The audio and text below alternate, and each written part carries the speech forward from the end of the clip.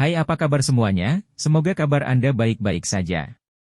Terima kasih karena sudah memberikan support dan juga kesetiaan Anda untuk membangun channel Codot Film. Yuk kita lanjutkan alur ceritanya, sambil siapin kopi dan cemilan, setting suara volume full.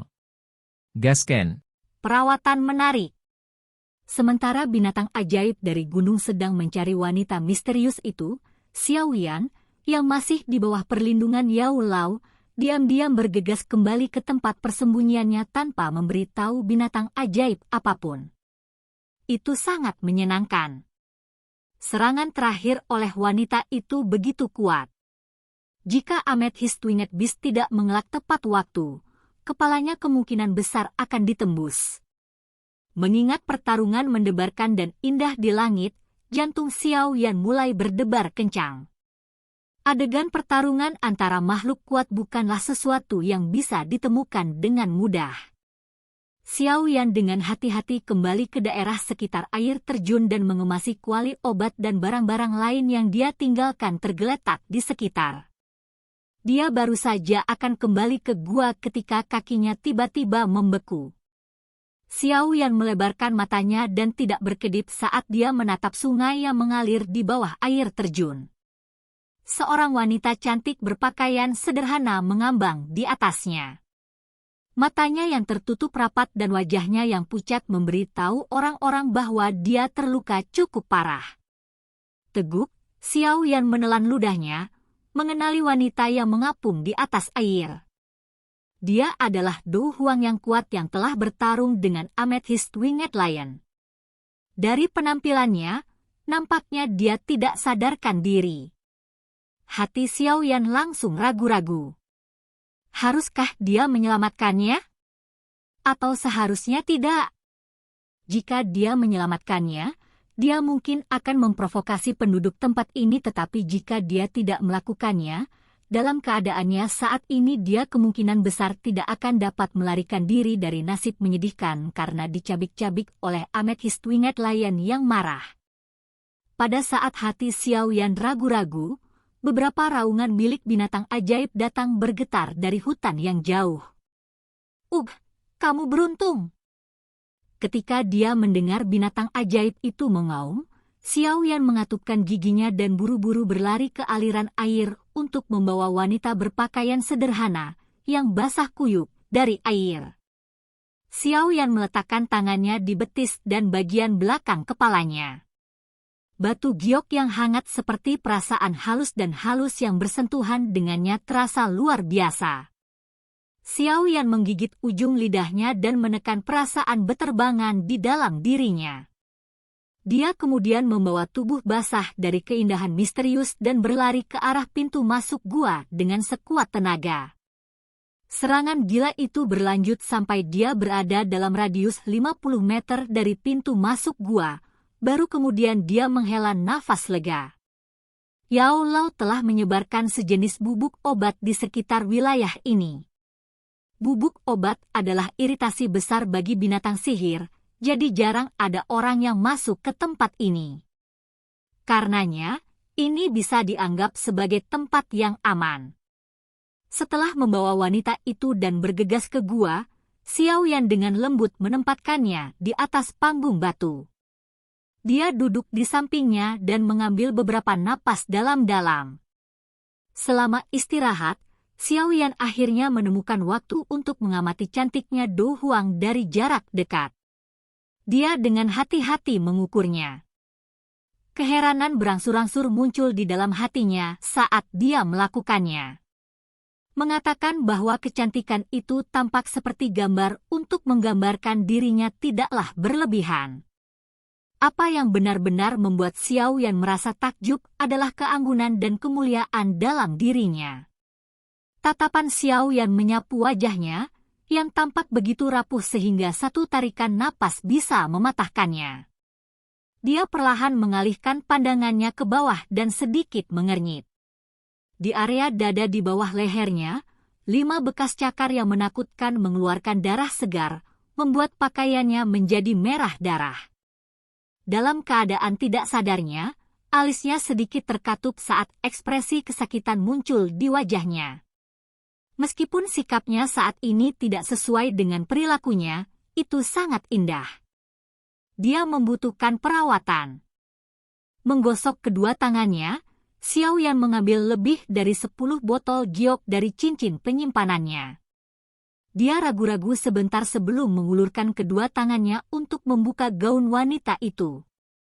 Namun, ketika tangannya hendak melakukan kontak dengan tubuhnya, mata tertutup rapat wanita misterius itu tiba-tiba terbuka. Mata indah itu membawa rasa dingin dan kesal karena rasa malunya saat mereka menatap Xiaoyan dengan saksama. Apakah kamu sudah bangun?" Tindakan tiba-tiba wanita itu membuka matanya menyebabkan Xiaoyan yang terkejut melompat. Dia dengan cepat mundur beberapa langkah dan mengangkat botol giok kecil di tangannya saat dia menjelaskan, "Aku hanya bermaksud untuk mengobati lukamu. Maksud saya tidak ada salahnya. Tentu saja, karena Anda tidak sadarkan diri, saya berencana untuk mengoleskan obat untuk Anda, tetapi sekarang Anda sudah bangun, Anda dapat melakukannya sendiri." Saat Xiaoyan berbicara, dia dengan hati-hati meletakkan botol giok di sampingnya dan sekali lagi mundur beberapa langkah. Setelah menyaksikan kekuatan wanita ini, Xiaoyan sedikit takut dia akan tiba-tiba menjadi gila dan secara acak membunuhnya dengan satu tamparan. Dia akan menderita kematian yang tidak adil. Ketika dia melihat Xiaoyan melangkah mundur, wanita misterius itu akhirnya menghela nafas lega. Mata yang biasa dia lihat pada Xiaoyan sedikit kurang dingin. Namun, ketika dia hendak mengoleskan obat itu sendiri, dia menyadari bahwa seluruh tubuhnya dalam keadaan mati rasa. Setelah perjuangan singkat, wanita misterius itu perlahan menutup matanya.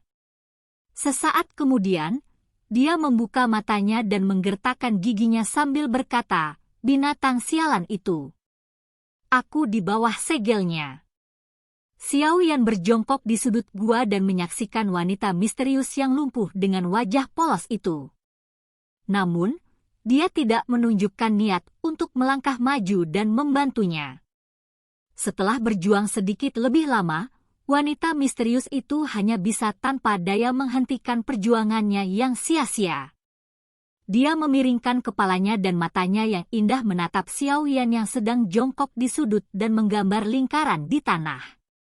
Dia menimbangnya dengan hati-hati dan merasa bahwa pemuda yang lembut dan tampan ini tidak bermaksud jahat. Akhirnya dia berbisik, "Bantu saya mengoleskan obatnya." Suaranya manis dan menyenangkan di telinga, tetapi di dalamnya memiliki keluhuran yang tidak bisa disembunyikan, kemungkinan akibat dari statusnya. "Saya." Xiaoyan mengangkat kepalanya dan menatap wanita misterius itu. Dia mengedipkan matanya dan bergumam lembut, "Saya dapat membantu Anda, tetapi kita harus setuju bahwa setelah ini, Anda tidak akan melakukan hal bodoh seperti mencoba menggali mata saya karena saya melihat tubuh Anda." Mendengar kata-kata Xiaoyan, wanita itu merasa tidak bisa menangis atau tersenyum. Dia menggelengkan kepalanya saat dia tiba-tiba memikirkan sudah berapa lama sejak seseorang berani mengatakan sesuatu seperti ini di depannya. "Saya tidak begitu tidak bermoral. Selama Anda menangani tangan dan mulut Anda dengan benar, saya tidak akan membalas bantuan Anda dengan menyakiti Anda." Wanita itu dengan lembut berkata dengan suara yang lebih santai. Dengan jaminannya, Xiaoyan akhirnya berjalan ke arahnya perlahan. Matanya sekali lagi menyapu wajah cantik itu. Membiarkan batuk kering, dia mengulurkan tangannya dan dengan lembut menarik bagian dada gaunnya sedikit terbuka. Setelah membongkar gaun putih polos itu, Xiaoyan menemukan rompi logam biru pucat di bawahnya. Dari gelombang seperti cahaya yang mengalir, terlihat jelas bahwa ini bukanlah barang biasa. Di rompi itu ada 5 bekas cakar yang dalam dengan jejak samar darah mengalir darinya. Rompi bagian dalam yang kuat. Jika dia tidak memiliki ini untuk melindungi tubuhnya, serangan Amethyst Winged Lion kemungkinan akan merobek bagian atas tubuhnya. Xiao Yan menghela nafas dalam keheranan saat dia melirik rompi dalam berwarna biru pucat. Batuk, itu, lukanya ada di bawah rompi dalam, untuk mengoleskan obat untuk menghentikan darah. Sepertinya aku perlu melepas rompinya, lepas. Setelah mengamati rompi biru pucat yang melilit tubuh wanita itu, Xiao Yan dengan malu dan pahit memberitahu wanita berwajah agak merah itu. Ketika dia mendengar kata-kata Xiao Yan, wanita itu jelas gemetar. Dia menarik napas dalam-dalam dan perlahan menutup matanya. Bulu matanya yang panjang sedikit bergetar tapi suaranya cukup tenang, lepaskan saja. Terima kasih. Melihat bagaimana dia begitu tegas, Xiao Yan mulai merasa sedikit tidak nyaman. Dia menggelengkan kepalanya tanpa daya saat dia mengangkat wanita itu dari tempat tidur batu dan membantunya duduk dengan punggung menghadap ke dia. Menyaksikan garis lekuk tubuhnya yang mempesona dari belakang, tangan Xiao yang sedikit bergetar saat dia perlahan melepaskan pakaian atasnya. Saat dia melepas pakaiannya, jari Xiao yang sesekali menyentuh kulit wanita itu. Ketika ini terjadi, dia akan merasakan tubuhnya tiba-tiba menegang. Wanita itu mungkin adalah Du Huang yang kuat dan legendaris, tetapi ketika menyangkut masalah pria dan wanita, sepertinya dia tidak acuh tak acuh seperti yang dia klaim. Setelah Xiao Yan perlahan-lahan menarik pakaiannya ke pinggang sempitnya, dia samar-samar melihat kancing logam di rompi bagian dalam dan dengan lembut membuka kancingnya satu persatu. Setelah melepas kancing terakhir, Xiao Yan dengan hati-hati menarik rompi dari tubuh wanita itu. Terlepas dari kehati-hatiannya, bagaimanapun, wanita itu masih menarik napas dingin beberapa saat logam bergesekan dengan lukanya. Setelah rompi bagian dalam dilepas, tubuh bagian atas wanita itu hampir telanjang ditampilkan di depan Xiao Yan. Tentu saja, ini hanya punggungnya. Adapun bagian depan, Xiao Yan tidak memiliki keberanian untuk melihat. Mengekspos tubuh bagian atasnya yang telanjang kepada seorang pria yang tidak dia kenal menyebabkan wanita berkulit putih salju dengan kekuatan Du Huang secara bertahap dibanjiri oleh lapisan merah muda. Tubuh indahnya berulang kali menggigil dengan lembut. Kelola tangan dan mata Anda dengan benar. Kali ini, wanita itu sekali lagi mengeluarkan peringatan. Xiao Yan tersenyum pahit saat dia mengambil jubah hitam besar dari cincin penyimpanan dan menutupi tubuh wanita itu dengannya. Hanya setelah ini dia sekali lagi perlahan membalikkan tubuhnya dan membaringkannya di tempat tidur batu. Setelah berbalik, Xiao Yan memperhatikan bahwa wajahnya dibanjiri dengan warna merah memalukan yang memukau. Matanya, bagaimanapun, tidak tampak terlalu dingin ketika dia menatapnya. Jelas, tindakan Xiao Yan yang menutupinya untuk mengurangi rasa malunya telah memberinya kesan yang baik. Aku akan mencuci lukanya. Xiao Yan mengingatkan saat dia perlahan menurunkan jubah hitam itu. Saat lukanya benar-benar terlihat, dia buru-buru berhenti. Pada ketinggian ini, dia sudah bisa melihat sebagian kecil dari puncak seputih salju dan belahan dalam yang memikat yang akan membuat orang menjadi gila karena. Xiao Yan mengambil beberapa kain bersih dari cincin penyimpanan dan menuangkan cairan hijau pucat ke atasnya. Setelah itu, dia perlahan mengusap noda darah di sekitar lukanya. Alis wanita misterius itu terus bergetar sedikit saat Xiao Yan mengusap lembut. Jepit rambut Phoenix yang tampak mulia di kepalanya jatuh sedikit, memberikan penampilannya kesan malas dan kurang anggun. Saat mata indah wanita itu menatap pria muda yang menundukkan kepalanya dan dengan serius membasuh lukanya, rasa syukur muncul di tatapannya. Setelah mencuci lukanya dengan seksama, Xiao Yan menuangkan bubuk berwarna putih dari botol giok ke atasnya. Efek dari bedak itu menyebabkan wanita itu menyatukan alisnya saat erangan rendah yang menyakitkan terdengar.